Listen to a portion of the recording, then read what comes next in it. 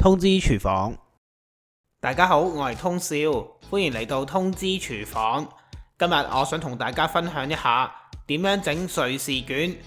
瑞士卷其實係易學難精，當中有好多細微嘅地方要小心處理。等我一邊示範一邊同大家解釋下。首先準備好焗盤，喺焗盤入邊四周圍先搽上一啲軟身嘅牛油落去，然後喺焗盤入邊鋪上牛油紙。有咗啲軟身嘅牛油幫手，牛油紙依家就好容易咁樣貼服喺成個焗盤入邊啦。呢一步大家要細心啲做好少少。牛油紙鋪喺焗盤入邊鋪得好嘅話，焗出嚟嘅蛋糕先會完整，先會靚仔。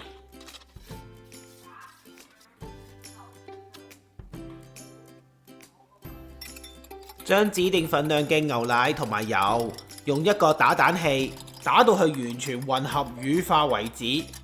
打好咗嘅話就檢查一下，個牛奶應該係比較結身，而且入邊應該係一啲油花都冇㗎。然後就將指定份量嘅低筋麵粉過篩一次，加入去頭先攪好咗嘅牛奶糊入邊。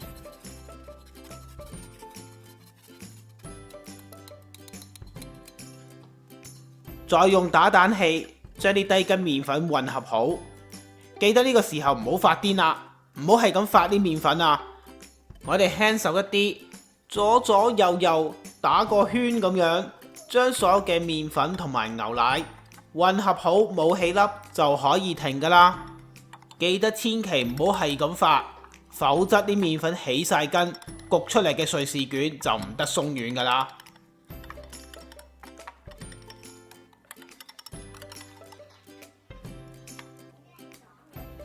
準備4隻嘅雞蛋，然後將蛋黃放落去頭先攪好嘅麵糊入邊。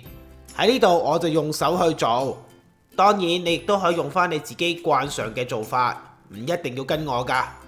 記得栽雞蛋嘅碗入邊要冇油冇水啊！如果唔係，一陣間打蛋白嘅時候就可能會打唔起㗎啦。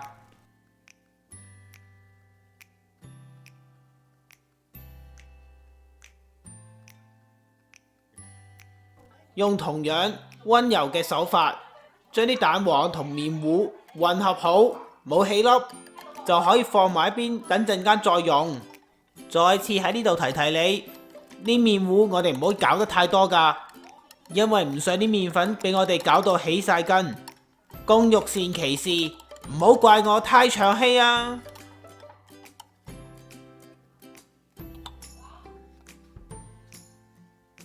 喺發啲蛋白之前，我哋喺個蛋白入邊加少少嘅塔塔粉落去。冇塔塔粉嘅話，你可以加少少嘅檸檬汁，又或者白醋落去。佢哋都可以將個蛋白穩定，令到打完嘅蛋白唔會咁容易燒泡。指定份量嘅砂糖分開3次加落去，頭先就加咗第一次啦。然後繼續用電動發蛋器，用中高速將啲透明嘅蛋白打到去完全變咗白色為止。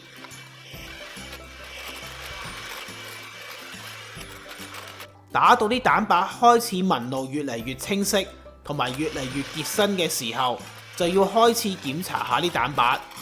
我哋停一停，檢查一下，如果啲蛋白喺個打蛋器上邊起到勾，而個勾係會彎翻落去嘅話，就係濕發性嘅蛋白。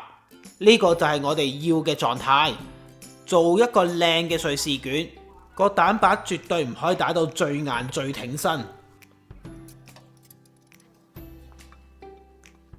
將1/3打好嘅蛋白霜加入去呢啲結塌塌嘅麵糊入邊，輕力將佢哋攪勻。呢一步如果你粗魯少少去攪佢哋，都唔需要太擔心。攪好晒啲麵糊之後，就將佢哋放返入去頭先打好嘅蛋白霜入邊。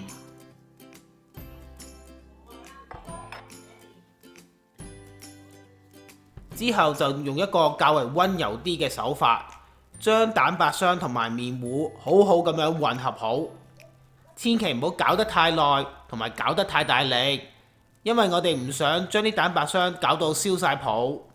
大概搞到佢10零下之後混合好，就可以放落焗盤噶啦。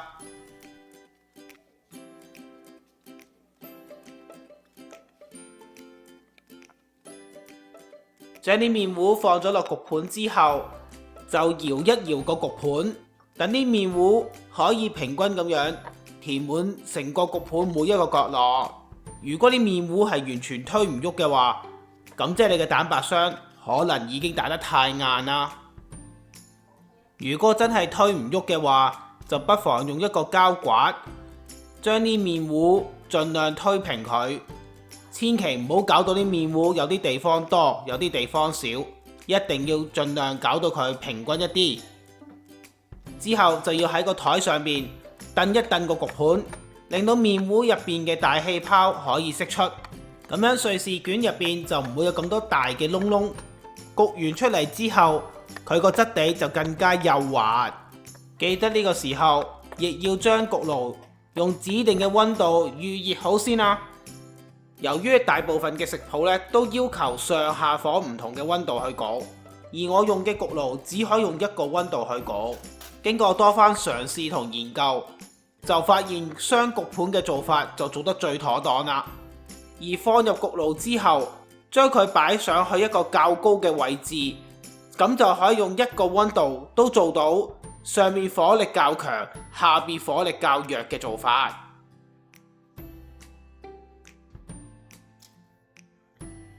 瑞士卷出爐之後，就將佢燉一下，然後就移喺焗架上邊將佢降溫。呢度大家要小心啲啊！亂咁搞嘅話，好容易就會整巢蛋糕嘅表面。最好就揸住牛油紙其中嘅兩邊嘅角，然後就快手將佢拖去焗架上面降溫就可以噶啦。由於我哋每個人嘅焗爐嘅性能都唔一樣噶。就算你之前嘅步驟做到幾完美都好，有可能因為焗爐嘅性能嘅問題，做出嚟嘅瑞士卷都有可能會失敗㗎。所以你必須要好好了解一下你嘅焗爐，按照住佢嘅特性嚟作出調整。焗之前亦都不妨氹下佢、錫下佢，等佢唔好發脾氣啊！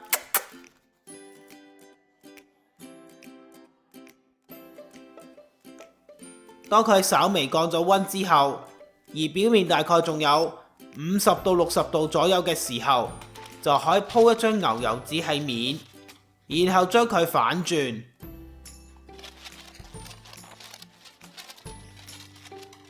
然後就將佢底部嘅牛油紙拎開。依家畫面你見到呢一條，其實係我第2次做冇用雙焗盤嘅時候去焗㗎。你可以見到個底焗得非常之深色，甚至有啲甩皮嘅情況，咁樣就已經顯示到你用嘅溫度過熱。所以點解之後我會用咗雙焗盤去焗呢？就係咁解啦。趁佢仲係暖嘅時候，我哋就要將佢捲起定型。為咗方便令到佢捲得容易啲，就喺開頭嘅位置輕輕力介1至2刀落去。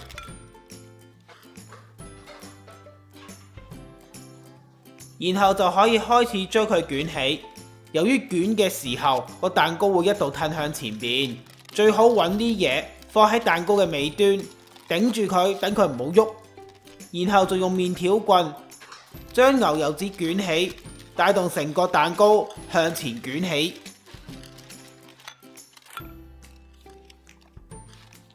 捲好之後就揾嘢頂實佢，等佢喺室溫嗰度繼續降溫。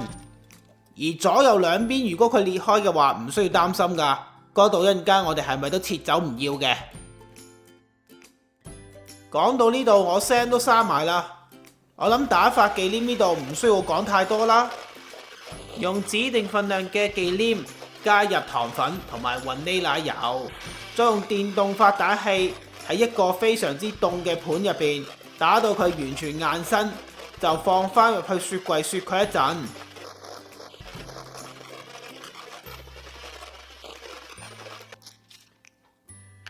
攤凍咗已經定咗型嘅瑞士卷，將佢攤花開。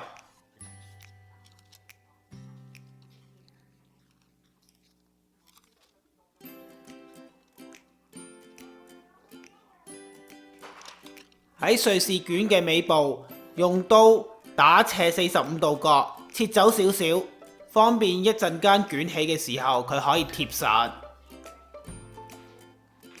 然後就喺雪櫃嗰度攞返頭先打好嘅忌廉出嚟，再平均咁樣搽晒成條嘅瑞士卷。要啲忌廉厚啲定薄啲，就隨你自己個人喜歡啦。而我建議大家喺瑞士卷開頭嘅位置鋪一層高啲、厚身啲嘅忌廉落去，咁樣包起嚟會比較容易啲。跟住就同頭先定型一樣，用同一個方法將個瑞士卷捲起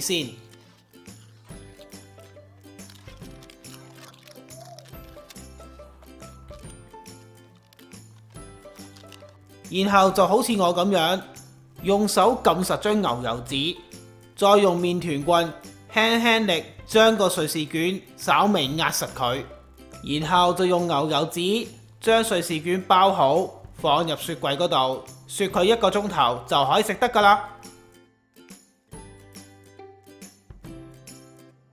雪完1個鐘頭之後就係咁嘅樣啦，佢係完全冇裂冇甩皮，亦都冇巢皮㗎。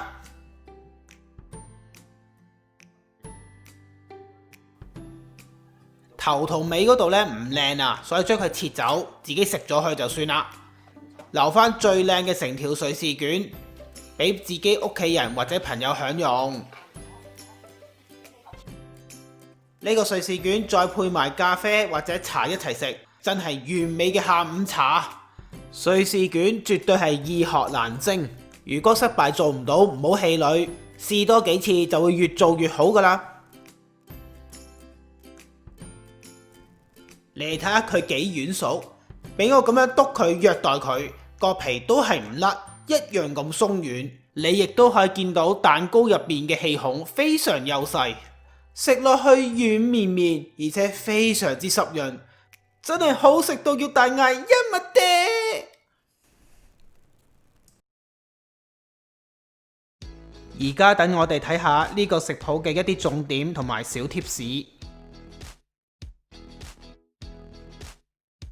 材料正確嘅份量、食材嘅牌子同埋相片都可以去我文字食譜嗰度揾到。喺呢條片嘅煙火就有呢個食譜嘅連結提供俾你去參考㗎啦。如果大家中意我嘅短片，希望你會俾個 like 同埋 share 俾你身邊嘅朋友，仲要訂閱我嘅頻道支持下我。訂閱完之後記得要撳埋隔離個鐘仔喎，咁樣你先會收到我最新嘅通知㗎。我哋下次再見啦，拜拜。